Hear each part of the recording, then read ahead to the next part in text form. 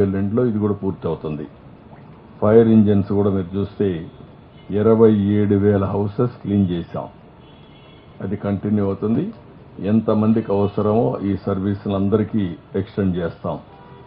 Sanitation దగ్గర 7,100 మంది పనిచేస్తున్నారు.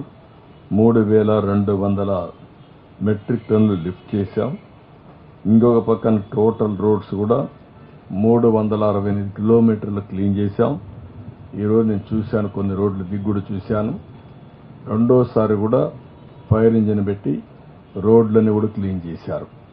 ఎక్కడ ఇసుక అనే మాట లేకుండా, ఎక్కడ డస్ట్ అనే మాట లేకుండా చాలా వరకు అన్ని రోడ్లు క్లీన్ చేస్తున్నారు. 2-3 సార్లు కూడా చేస్తున్నారు.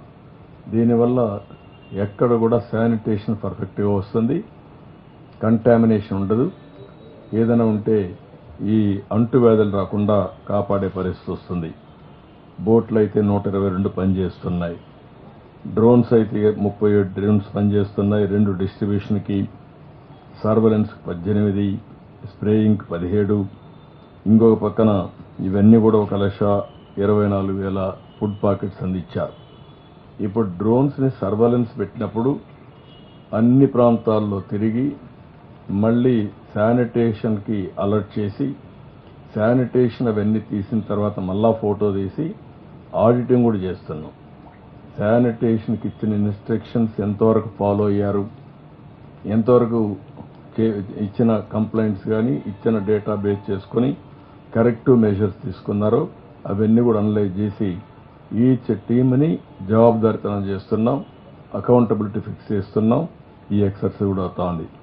అంటే this is the first time ఆహార పొట్లాలు అందించేదానికి ఇబ్బంది లేకుండా నేరుగా ఇంటికి ఎక్కడ నీళ్లు తడవకుండా హైజీనిక్గా అందించగలిగాం.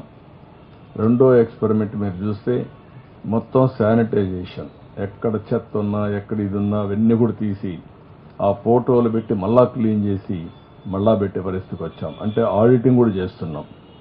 మూడోది స్ప్రేయింగ్. ఎక్కడికక్కడ కాస్ట్ ఎఫెక్టివ్గా ఒక 15 మంది చేసే పని ఒక డ్రోన్ చేయగలుగుతా ఉంది. దాన్ని కూడా ఎఫెక్టివ్గా ఉపయోగిస్తున్నాం. ఇంకొక పక్క ట్రాన్స్పోర్టేషన్లో 870 వెహికల్స్ పనిచేస్తున్నాయి.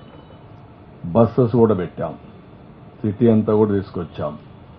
ఎందుకంటే 8 రోజులు ఇంట్లో కూర్చొని మానసికంగా ఆందోళన చెందే బదులు కొంచెం బయట కూడా తిప్పితే రిలాక్స్ అవుతారు. కొంతమంది క్యాంపుల నుంచి వాళ్ళ బంధువులు ఇంటికి పోతున్నారు, మళ్ళీ వస్తున్నారు, పర్వాలేదు, కానీ వాళ్ళు రిలాక్స్ కావాల్సిన అవసరం ఉందనే ఉద్దేశంతో ఈ కార్యక్రమాన్ని కూడా చేశాం. ఆటోలో 8 పెట్టాం. ఇక్కడ మిగిలిన జేసీబీలు 13 పనిచేస్తున్నాయి, క్రేన్స్ 14 పనిచేస్తున్నాయి, హెచ్జీబీ లారీస్ 171 పనిచేస్తున్నాయి. మొత్తం 870 వెహికల్స్ పనిచేస్తున్నాయి. 29 మంది ఇక్కడ చనిపోయారు. వాళ్ళకి ఎక్స్గ్రేషియా పే చేశాం. 71 ఎనిమల్స్ చనిపోయే పరిస్థితి వచ్చింది. ఇంకొక 12 మాత్రం ఏవైతే ఇక్కడ సైట్స్ కమ్యూనికేషన్ నెట్వర్క్ పెట్టేటివి ఖాళీలు ఉన్నాయి. అక్కడవన్నీ కూడా ఎక్కడికక్కడ కంప్లీట్ చేసి ముందుకు పోతున్నాం.